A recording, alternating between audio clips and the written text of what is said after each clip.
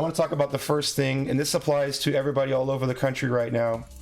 If you're tuning in from outside of California, outside of Sacramento, something that was published recently by the AEI. These are some smart ass mofos, long story short, that are involved with the rebuilding and reopening of this country once the coronavirus starts to show numbers dropping, right? Right here in the very beginning of the first page, or first paragraph of phase 2, it says, even in phase 2 in the beginning, they'll still be limiting events to fewer than 50 people. So that means that for DJs and anybody who's in the event production business or in the club or in restaurant industry or whatever, this whole thing of fewer than 50 people is still going to happen after people are starting to get better. Okay, there's going to be a period of that, and it's actually going to be a pretty long period. I don't want to sound like a downer, but it's going to be a while. We don't get until phase 3 until there's not only a vaccine, but there's a vaccine that's approved and scalable on a global scale. That could be all those numbers we've been hearing, like a vaccine won't be ready for a year, vaccine won't be ready for a year and a half. This is something to plan for if you're in a DJ business. This is why I wanted to bring this up first. If you're in the DJ business, this is your livelihood and your calendar got blown to smithereens, right? And you're just hanging on by a thread right now. This is what you need to plan for. This is going to go a little more territorial. This is for California. This was announced today. If you are an independent contractor, like a DJ, or somebody who's into who subcontracts themselves out to businesses, you were worrying about AB5 earlier this year, and you have bigger things to worry about now, like how are you going to get unemployment? Well, this just was announced today by the governor. It's the Pandemic Unemployment Assistance Program. It's going to start on April 28th, okay? Read the document, okay? Can't stress that enough. We're all smart people, but I'm just laying it out there, okay? But here's the information. The link is in the comments. Check this out if you are self-employed and you're not sure what you're going to do about your unemployment for the time being. Ben, you still in here? I got something for you, Ben. Where's it at? There it is.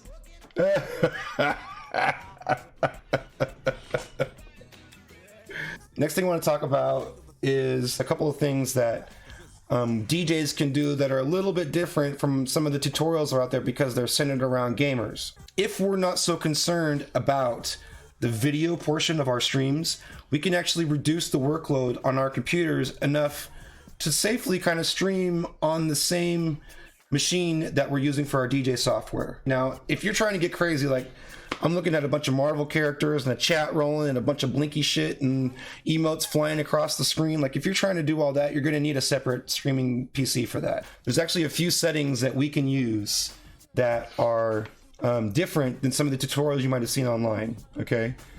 Now I'm in OBS right now. This is OBS Studio. This is the free version. If you're in something like Streamlabs, it's really very similar. There's going to be two major things that could cause laggy streams. Only two things. It's either your computer or your internet connection. The first one is mainly your computer. You're going to go into your settings in OBS and you're going to go to your video settings. Lower this to 720p. That would be 1280 by 720. Don't bother trying to push 1080p for a DJ stream unless you're trying to have some really small text on the screen and people need to see a whole bunch of shit. Keep these the same resolution, 1280 by 720, and the other one is 1280 by 720. Don't start with a base canvas that's 1080p and then downsize it down to 720. That's gonna make your computer work unnecessarily hard. Keep those two the same. You don't want your computer to work extra hard. Start with the 720p canvas. Now, some of you might have started working on your OBSs in 1080p and you're gonna drop to 720p and it's gonna blow your layout to shit. That's the breaks. Another thing I suggest, drop this down to 30 frames per second. Unless you got some really crazy visuals that are super intricate and super necessary, say it's not necessary, it's a biggie. Drop that down to 30 frames per second, and just these settings alone are gonna give your computer a big breath of fresh air. It's gonna work a lot less harder to generate this stream. This is called the Twitch Inspector. It's inspector.twitch.tv. Now, what this does is this can inspect your stream live, which is what it's doing right now. And it also gives you an analysis of all your previous streams. And one cool feature that is in addition to everything I just mentioned is you can actually run a test stream to it without actually going live to your audience. So you can check your internet connection, make sure that the frames per second are correct, make sure that the resolution is coming out correctly, make sure you're not dropping any frames. You can run a test stream without anybody seeing. Used to be you would have like a dummy account to do this. Now you can just do this with this utility. So that's at inspector.twitch.tv.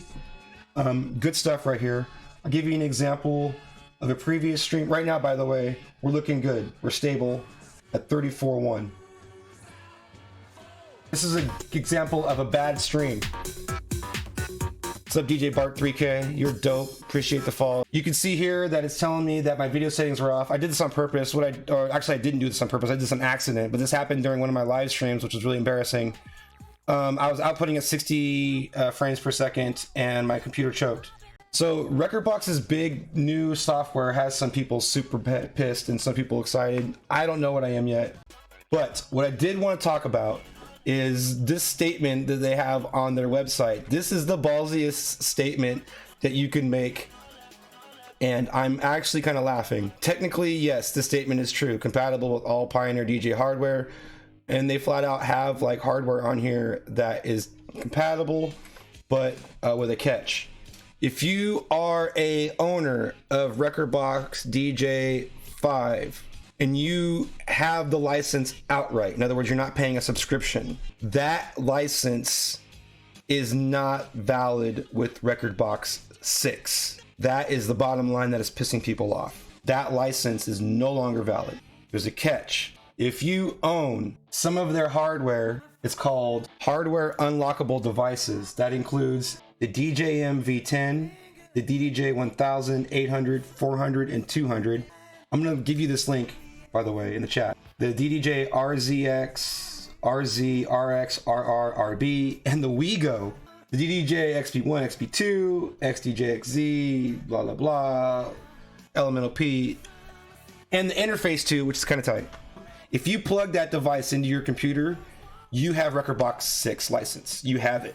I don't know about you, but there are two very important mixers that are not listed on this list. Now, there's a lot of their newest products are all on here, but there are two very important products that are purposely not listed on here, and that is the DJM S9 and the DJM 900 Nexus series. 900 Nexus, 900 Nexus 2. None of the 900s are on here. Now, those are the two most popular mixers that you're going to find at a gig. You're going to find either a S9 or a DJM 900 Nexus mixer.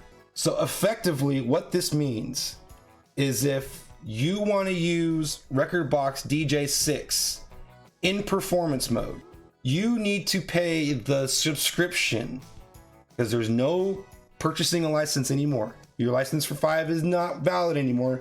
They're only taking subscriptions. You have to pay basically a $10 a month fee to be a professional DJ that DJs on equipment that is supported. Hold on, where's the words? Compatible. That is compatible with Rekordbox DJ 6, but requires their $10 a month subscription, and it's actually $15 a month. But they're cutting you a break until July if you buy now to $10 a month. This is kind of messed up. Like, I mean, their specific audience is DJs. This shit is called Rekordbox DJ, right? Every DJ from me to the biggest DJ on the planet is not working right now. We're all jobless. And they come at us with this, your license that you paid for when you had money isn't valid anymore. In order for you to use your hardware professionally, if you have the 900 or the S9, the two most popular mixers, we're gonna hit you for $10 a month going forward. Happy coronavirus, DJs.